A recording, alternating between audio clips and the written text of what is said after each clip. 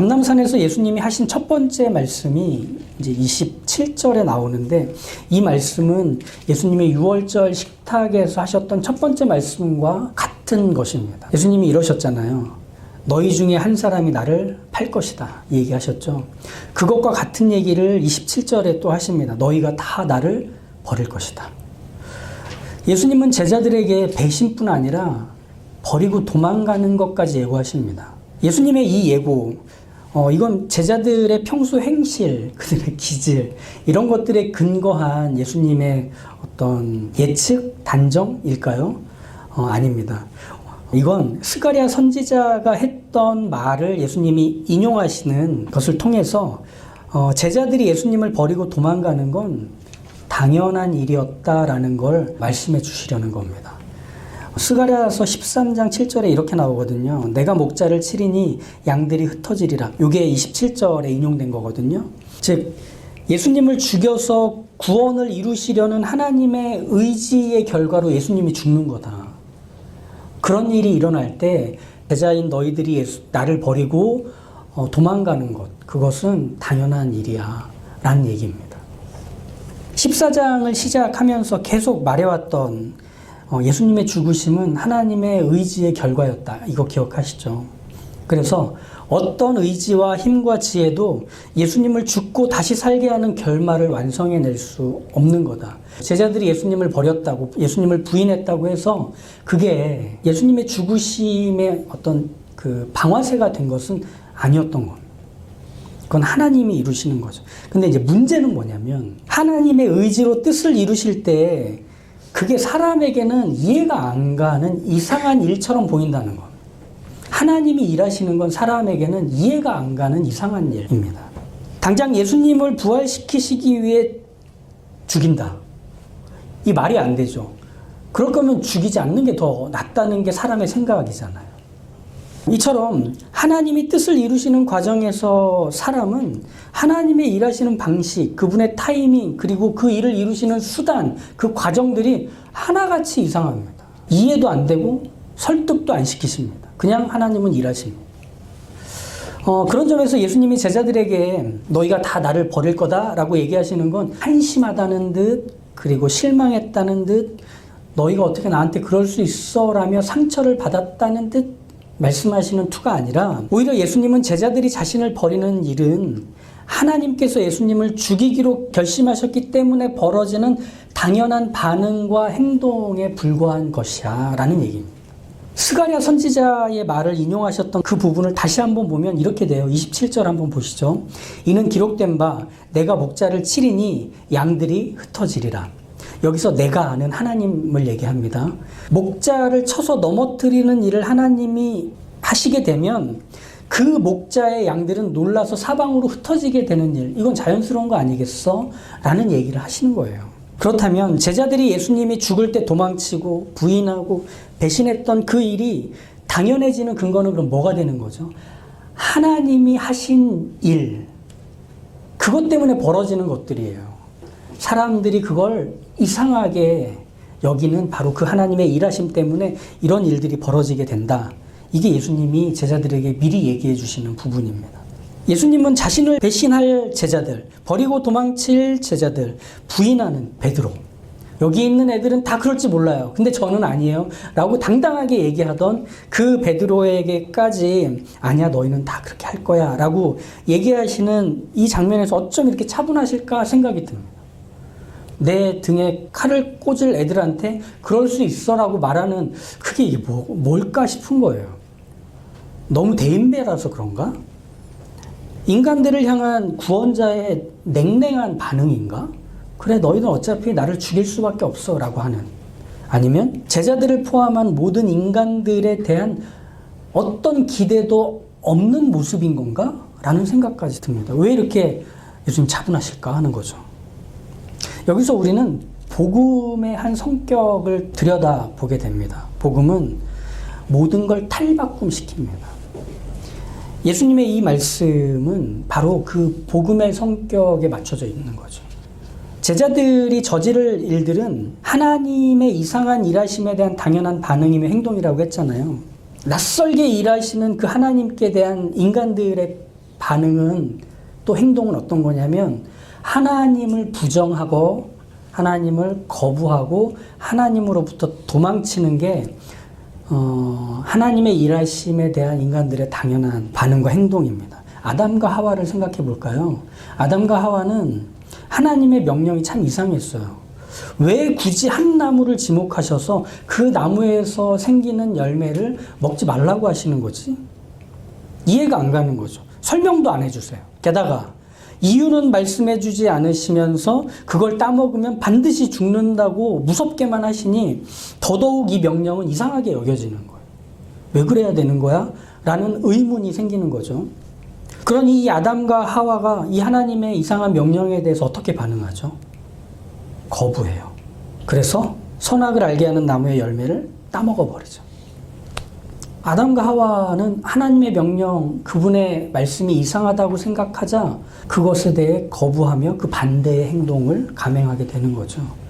그리고 그런 모습은 아담과 하와의 후손인 모든 태어날 인간들에게 당연하게 보이는 반응과 행동이 돼버립니다. 그러니 에덴 동산에서부터 지금까지 사람은 이해되지 않고 이상해서 받아들일 수 없는 하나님의 일하심, 하나님의 말씀, 하나님의 뜻이라면 그걸 거부하는 게 가장 먼저 튀어나오는 1순위입니다. 그리고 반대로 도망쳐 버립니다. 그렇습니다. 하나님이 일하시는 게 이해되고 받아들일 만한 때는 그냥 기꺼이 믿을 수 있어요. 내가 원하는 대로 하나님이 하실 때는 뭐 불편함도 없고 저항도 없죠. 하지만 하나님이 일하시는 게 이해가 안 되고 받아들이고 싶지 않으면 가차 없어요, 사람은. 사람마다 상황마다 속도와 정도의 차이만 다를 뿐이지 하나님을 거부하고 하나님으로부터 도망친다는 공통점에서는 벗어나지 않아요. 곧 벌어질 하나님의 이상한 일하심, 즉 예수님을 죽이게 되는 일들 앞에서 제자들은 모든 사람들이 그랬듯 똑같은 행동을 하잖아요. 근데 그 거부하고 버리고 도망간 자리에 뭐가 있죠? 그냥 도망가고 잘 살았다 하면 좋겠는데 하나님을 버리고 거부하고 도망간 그 자리는 절망의 자리, 좌절의 자리, 생명이 사그라든 죽음의 자리, 그리고 내가 그것을 모두 저질렀다는 자책의 자리만 있습니다. 제자들이 아마 그걸 강력하게 경험했을 겁니다. 왜? 제자들은 배와 그물을 버려두고 3년 넘게 예수님 곁을 지켜온 사람들이잖아요. 적어도 그런 제자들에게는 예수님을 배신한다, 예수님을 버리고 도망간다, 예수님을 부인한다, 그건 당연하지도 자연스럽지도 않은 일들이었을 겁니다. 한 번도 머릿속에서 생각하지 않은 일들이었을 겁니다. 그러니 베드로가 다른 사람들은 몰라도 자신은 절대로 그럴 리 없다면서 자신 있게 말하지 않습니까? 근데 우리는 알잖아요. 그 자신이 있으면 얼마나 서글픈 일일지. 우리는 다 알아요. 정말 예수님이 예고한 대로 일어나요. 예수님 잡혀 죽으신 그 상상도 못할 일이 그들에게 일어나자 이들은 예수님을 버리고 도망치고 약속이나 한 듯 모두 예수님에게서 멀리 떨어집니다. 닭이 2번 울기 전에 베드로는 예수님을 3번이나 모른다고 부인하고 맹세하고 저주까지 해버립니다.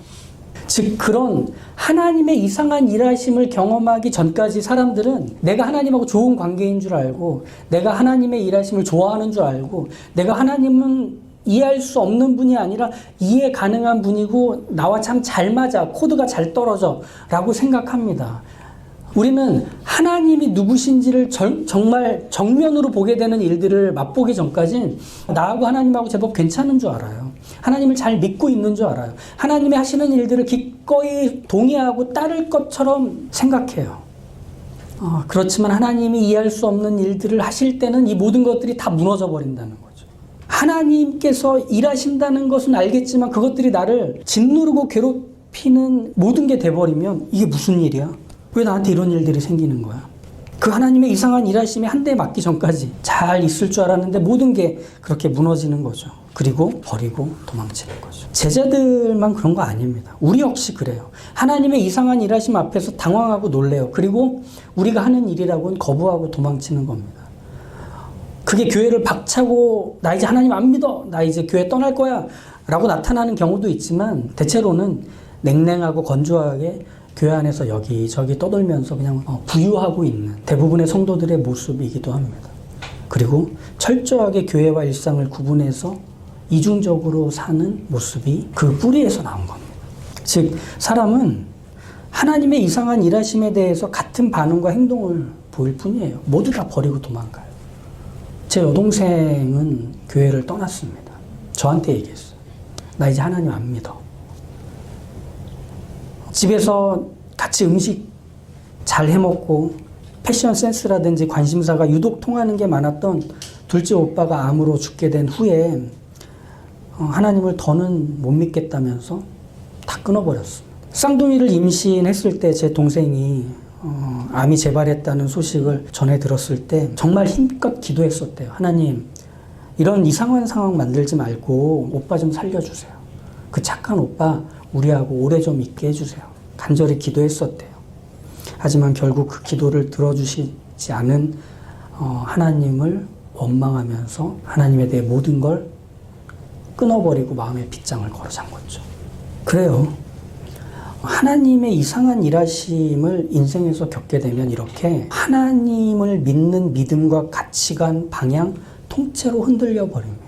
하나님이 없을 것이라며 부정하고 이런 하나님은 믿고 싶지 않다며 거부합니다. 그렇게 하나님을 예배해왔던 시간, 하나님의 말씀에 감격하고 즐거워하던 시간, 함께 하나님 앞에서 기도하며 위로와 회복과 변화를 맛봤던 모든 시간들을 다 내다버립니다. 모든 걸 지워버리고 쟤만 남기는 거죠. 이런 절망과 괴로움 속에서 하나님을 버리고 가출한 이들을 향해 아유, 그렇게 믿음을 버린 건 원래 믿음이 없었던 거야. 하나님을 사랑하지 않았던 게 그런 고난을 겪으면서 들통난 거지. 어려운 일 만나면 믿음이 있는지 없는지 그렇게 나오는 거야. 이렇게 말하면 속이 시원하답니까? 우린 그런 말들의 상처를 받고 오히려 그런 말들 때문에 교회가 더 싫어져 교회를 떠나는 이들을 압니다. 그렇지 않습니다. 성경은 그렇게 얘기하지 않아요. 예수님은 그렇게 말씀하신 적 없어요. 이 예수님의 오늘 하신 말씀에서 오히려 그런 모든 평가와 판단과 정죄를 접고 그리고 그렇게 할 수밖에 없었던 그들의 모든 상황들까지도 이해할 수 있는 그 예수님의 말씀이 우리에게 있다는 사실입니다. 28절을 보시죠. 그러나 내가 살아난 후에 너희보다 먼저 갈릴리로 가리라. 하나님의 이상한 일이 벌어질 때 아담과 하와가 그랬듯 하나님을 거부하고 하나님께로부터 도망치는 당연한 반응과 행동, 그건 모두에게 있다고 했잖아요. 그런데 그 다음에 예수님의 약속이 이렇게 잡히는 겁니다. 예수님이 제자들과 약속을 잡으세요. 언제 어디서 우리 만나, 나 거기에 먼저 가 있을게 하시는 거예요. 사실 예수님이 부활하신 후에 갈릴리에 먼저 가실 이유는 없으세요. 오히려 예루살렘에 남아 계시는 게 더 나을 수 있을 겁니다. 왜? 예수님을 잡아 죽였던 모든 권위와 사람과 세력들을 예수님이 정리하기 위해서는 예루살렘에 먼저 가신, 성전에 먼저 가 계시는 게 낫지 않을까요? 하지만 예수님은 제자들에게 갈릴리로 먼저 가신다는 말씀을 하십니다. 실제로 예수님은 갈릴리로 먼저 가셨다기보다는 제자들을 먼저 만나러, 제자들을 찾아가셨던 일이 먼저였던 겁니다. 그럼 왜 굳이 내가 먼저 갈릴리로 가겠다는 얘기를 하셨을까? 예수님이 갈릴리로 가시겠다는 이 말씀은 이런 뜻입니다. 예수님의 죽으심은 하나님의 의지의 결과다. 그러니 제자들이 벌인 그 배신과 버리고 도망가는 것과 부인하는 모든 일들은 예수님의 죽으심을 일으킨, 촉발시킨 결과라고 보지 않아도 된다. 그리고 두 번째, 그러니 지금 해야 할 건 갈릴리에 먼저 가 있겠다고 한 나를 찾아오는 거다. 배신과 도망이 끝이 아니고 그게 나를 찾아오는 길의 일부가 되고 있을 뿐이다. 그러니 나에게 와라 하는 겁니다. 우리에겐 이런 의도가 담긴 예수님의 약속이 필요한 것 같아요. 아니, 이런 약속을 해주실 예수님이 우리에게 필요합니다. 선악을 알게 하는 나무의 실과를 따먹은 후에 하나님은 아담과 하와를 반드시 죽되 영원히 죽지 않을 계획을 먼저 얘기해 주십니다. 창세기 3장 15절의 말씀이죠. 내가 너로, 이 뱀에게 얘기하는 겁니다. 내가 너로 여자와 원수가 되게 하고 내 후손도 여자의 후손과 원수가 되게 하리니 여자의 후손은 내 머리를 상하게 할 것이요 너는 그의 발꿈치를 상하게 할 것이니라. 하나님을 버리고 도망간 아담과 하와에게 가장 필요한 약속. 내가 너를 다시 회복시킬 거야. 내가 너를 죽음에서 돌이켜 살아올 수 있는 일들을 일으킬 거야. 조금만 기다려. 조금만 기다려. 이 약속을 하나님이 먼저 하십니다. 즉 인간은 늘 하나님을 버립니다. 그러나 하나님은 인간을 위해 약속하십니다. 네가 나를 버리는 것이 당연할지 몰라도 나는 너를 구원하는 일을 계속하고 있고 해나갈 거야. 이 약속을 우리에게 주시는 겁니다.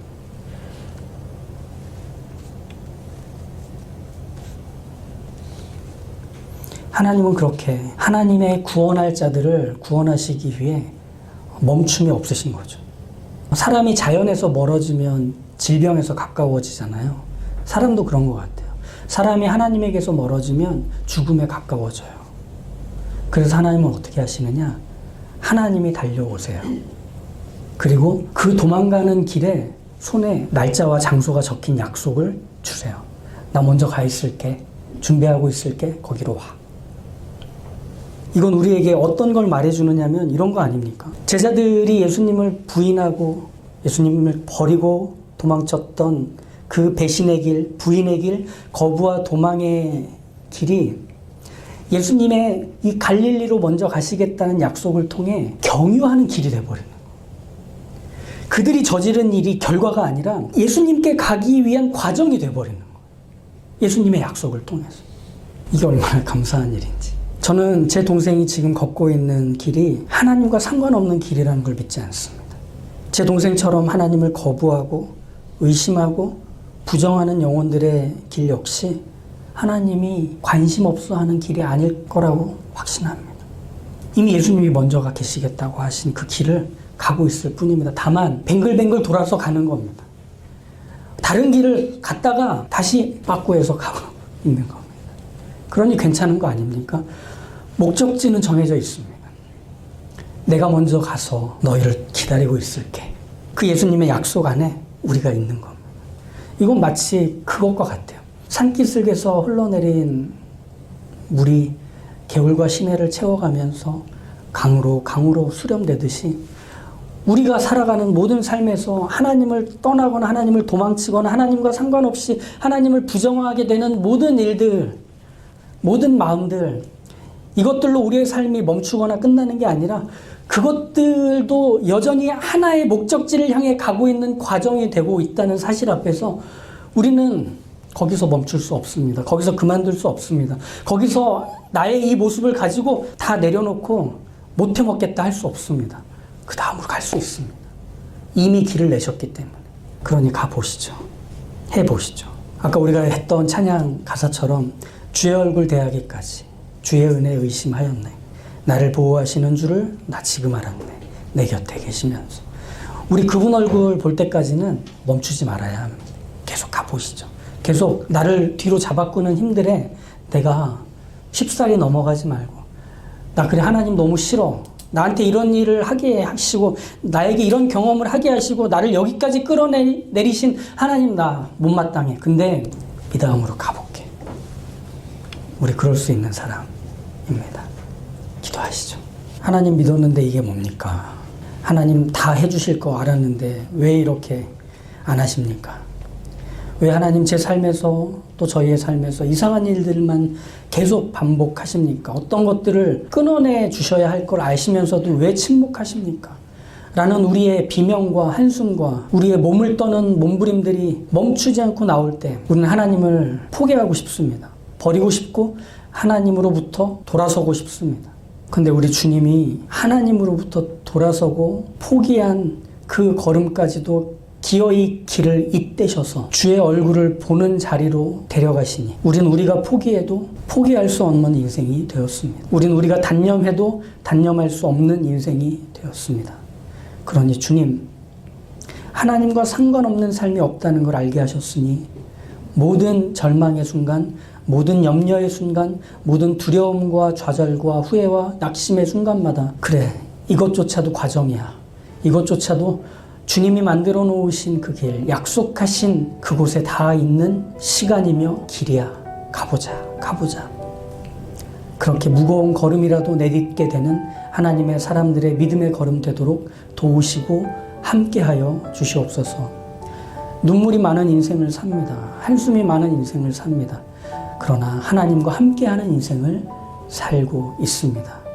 그 그 주님과 동행하는 걸음임을 늘 기억하며 떠올리도록 성령님 우리 안에서 말씀해 주시고 빛을 비춰 주시옵소서. 예수님의 이름으로 기도합니다. 아멘.